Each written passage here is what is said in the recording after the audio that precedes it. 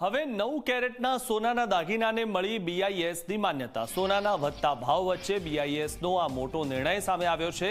BISના નિર્ણયથી જ્વેલરી ઇન્ડસ્ટ્રીને મોટી રાહત મળી છે.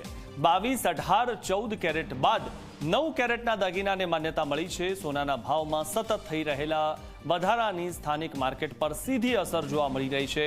લોકોની ખરીદ શક્તિ પર અસર થઈ હતી. ઘરેણાંની ખરીદી ઓછી થવાની શરૂઆત થઈ ગઈ હતી ને જેના કારણે છેલ્લા કેટલાય સમયથી 9 કેરેટ સોનાના દાગીનાને બ્યુરો ઓફ ઇન્ડિયન સ્ટાન્ડર્ડ માન્યતા આપે તેવી રજૂઆતો થઈ રહી હતી, જે સફળ થઈ છે. તો જે 1 લાખ રૂપિયાની જ્વેલરી છે જેમાં ગોલ્ડની કિંમત એટલે 1 લાખ રૂપિયાનું ગોલ્ડ છે 24 કેરેટનું, જેમાં ગોલ્ડની કિંમત જો 22 કેરેટ હોય તો 91,666 રૂપિયા થાય.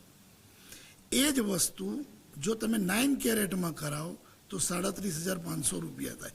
એટલે કસ્ટમરને જ્વેલરી ખરીદવામાં ઘણી જ ઈઝી પડે. 100% વેપારીનામાં ફાયદો થાય, ગ્રાહકી પણ વધશે.